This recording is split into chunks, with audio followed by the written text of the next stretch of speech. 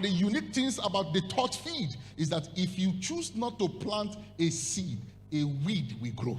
In fact, when you plant a seed, a weed still grows. One of the things you must now consciously do is that when you plant the seed of God's word as an imagination, that is why the Bible is called scriptures, a script of pictures. So there are promises of God that comes to you that you need to receive those promises as pictures. You need to see yourself consistently. And this is the law. It is not about you seeing it once in your mind and putting it off. The law says in the law of attraction, if you keep this law, this picture, consistently in your thoughts, if this thought becomes predominant in your thought, it will call for the forces that will bat the physical manifestation. So if you feel like, oh, you are a poor person and you are just thinking about lack and thinking about resources and thinking how it is not enough, even what you have will slip off until it becomes a reality that it is not enough. Provided that thought becomes predominant, provided it is consistent and it is what you think for a long time,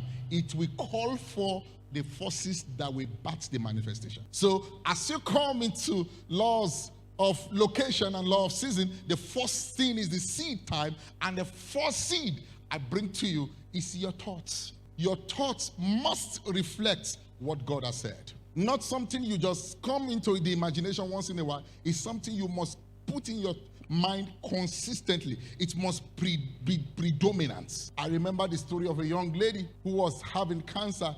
I think cancer or something, one terrible terminal disease, and she was to give up. And one brother felt like, how do I encourage this sister not to give up? How do I do this? And they said, well, don't think that this cancer will not be cured.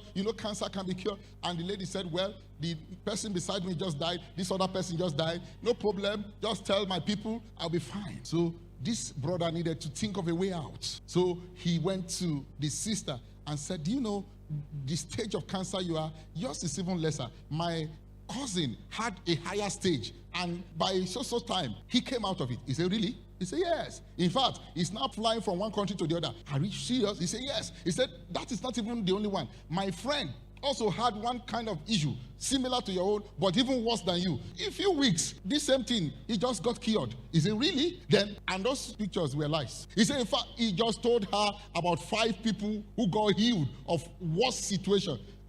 He said, really? He said, yes. Then he said, so believe that this one will be fine. Then the brother went further. He said, I remember you told me you wanted to start a business. He said, yes. He said, let's think about that business. Can you see that business in 10 years' time? How do you see that business growing? And that sister's faith started growing. And she started imagining how the business peaked. She started imagining how she had branches. And she came out of that sickness completely whole. And that picture she had became a reality.